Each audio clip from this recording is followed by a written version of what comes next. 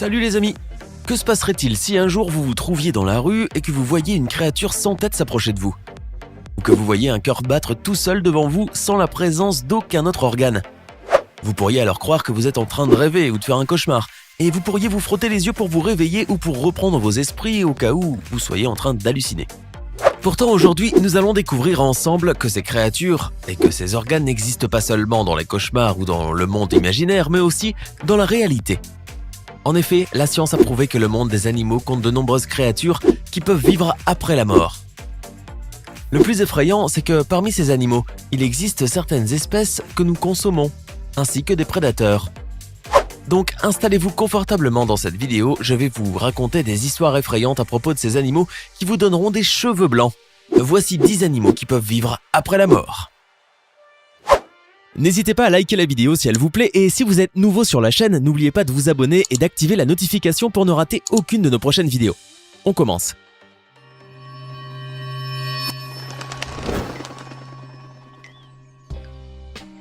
Les crapauds font partie des créatures les plus effrayantes qui puissent vivre sans tête.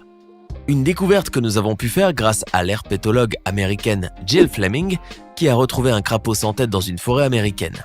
Fait surprenant, il était vivant et semblait même en bonne santé.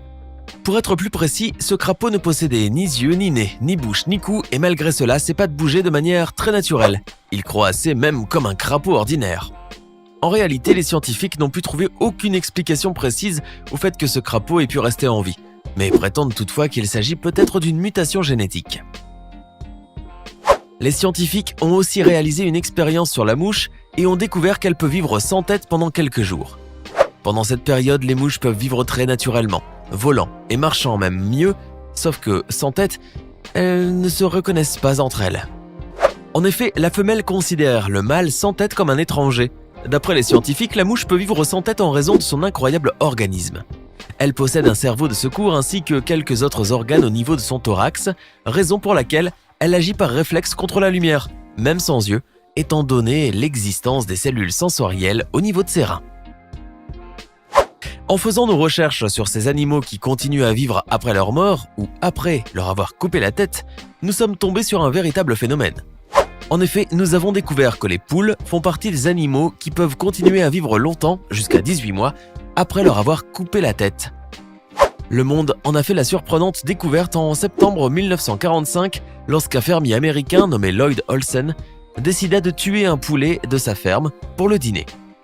Or, après lui avoir coupé la tête, l'homme fut très surpris en voyant que le poulet se tenait debout devant lui et courait dans la ferme sans tête. Cette course dura de longues heures. À la fin, l'homme décida de ne pas le manger et commença à nourrir ce poulet sans tête à travers son œsophage. Le plus effrayant, mes amis, c'est que le poulet se nourrissait et cactait de manière ordinaire. Après quelque temps cependant, l'oiseau mourut à cause d'un incident car il lui était difficile de se défendre et d'échapper aux oiseaux prédateurs. Après l'avoir examiné, les scientifiques découvrirent pourquoi il était resté en vie après qu'on lui eut coupé la tête. En effet, la hache du fermier n'avait pas coupé l'artère carotide du poulet, ce qui l'avait protégé de l'hémorragie et avait maintenu son pouls ordinaire. Ainsi, il pouvait respirer de manière naturelle à travers l'œsophage. Avant que votre cerveau ne commence à divaguer, soyons clairs, on ne parle pas de l'hydre de Lerne, le célèbre monstre mythologique dont les têtes repoussent sans arrêt. L'hydre qui nous intéresse ici est un petit animal aquatique doté de tentacules et affichant une légère ressemblance avec les anémones de mer. Une sorte de mini-kraken quoi. L'hydre n'a rien de particulier, si ce n'est un pouvoir fabuleux. Même découpée en petits morceaux, elle est capable de se reconstituer entièrement. C'est d'ailleurs pour cette capacité que Rebecca Helm, une spécialiste des méduses et de la vie marine de l'université Brown aux États-Unis, lui a donné le surnom de Dr Manhattan du royaume animal. Tout comme John Osterman a réussi à se reconstituer atome par atome, l'hydre peut survivre à des morts extrêmes. Pour observer leur véritable pouvoir, tout ce qu'il y a à faire est de passer une hydromixeur et de placer la purée en résultant au fond d'un bol. Lentement, les restes vont se mettre à bouger et former de petits amas. L'hydre va commencer à prendre forme. Des bouches et de maigres tentacules vont commencer à sortir et d'un coup, il y aura des petits corps partout. Bon là, vous êtes forcément choqués, soit parce que la régénération de l'hydre est phénoménale, soit parce que les scientifiques passent de petits êtres innocents au mixeur. Tous des sadiques, on le sait bien. Mais comment font les hydres pour se régénérer? Selon une récente étude publiée par des scientifiques de l'Université de Californie, les hydres n'ont pas de cerveau. À la place, leur tête contient des cellules de commandement qui envoient en continu des signaux aux autres cellules pour leur dire ce qu'il faut faire. Pour survivre, l'hydre doit donc garder une partie de sa tête intacte. Même après avoir été réduit en purée, l'hydre n'a besoin que de 5 à 20 de ses cellules de commandement pour donner l'ordre aux autres cellules de se rassembler, formant un gros amas qui reprend sa forme originelle en moins de 4 jours. L'hydre peut même potentiellement créer d'autres corps si assez de cellules de commandement sont intactes. Non, ce n'est pas le nom d'un animal étrange ou rare, mais celui d'un plat japonais connu aussi sous le nom de calamar dansant. Lorsque vous commandez ce plat, vous êtes censé avoir un calamar frais, mort bien sûr. Or, qu'est-ce qui caractérise le calamar dansant ? Eh ben, le plat se base essentiellement sur la sauce soja qui l'accompagne. Tout paraît normal jusqu'à ce que l'on verse la sauce soja qui fait bouger le calamar. Ce dernier commence alors à jouer avec ses bras comme s'il dansait, ce qui suscite la surprise de nombreuses personnes. Heureusement, les scientifiques et les spécialistes ont trouvé une explication à ce phénomène. Tout est lié aux fibres nerveuses de ces merveilleuses créatures qui, même après leur mort, ont une réaction involontaire à cause du sodium présent dans la sauce soja. En effet, le calamar est bien mort et ses bras bougent par réflexe, en réaction au sodium, ce qui nous donne l'impression qu'il est en train de danser. Cette propriété existe aussi bien chez le calamar que chez le poulpe. C'est pourquoi en Corée du Sud aussi, il existe un plat très connu à base de morceaux de poulpe qui bougent dès que l'on verse de la sauce soja dessus, à tel point que les morceaux de poulpe tentent de s'enfuir pour échapper au soja. Le plus étrange chez le poulpe, c'est que ses bras restent vivants après sa mort. Ainsi, il continue à bouger presque 1 heure après sa mort, même après cuisson. Quelquefois, une mauvaise mastication des morceaux de poulpe peut provoquer des mouvements au niveau de l'estomac, mais aussi un malaise important qui peut parfois être fatal. En effet, les études ont montré qu'environ 6 personnes meurent chaque année après avoir consommé ce plat coréen. Éloignons-nous maintenant un peu des plats et de la nourriture. Le cafard se caractérise par sa capacité à vivre sans organes et sans système essentiel pendant 1 heure entière. Les scientifiques prétendent que cette espèce d'insecte peut survivre et résister à n'importe quelle mauvaise condition. Les cafards seraient même capables de survivre à une bombe nucléaire. De même, ils ont prouvé que le cafard pouvait vivre sans tête pendant plus d'1 semaine. Ce phénomène a été découvert par un scientifique de Pennsylvanie aux États-Unis qui a coupé la tête de plusieurs cafards américains sous le microscope, avant de couvrir la plaie à l'aide de cire médicale.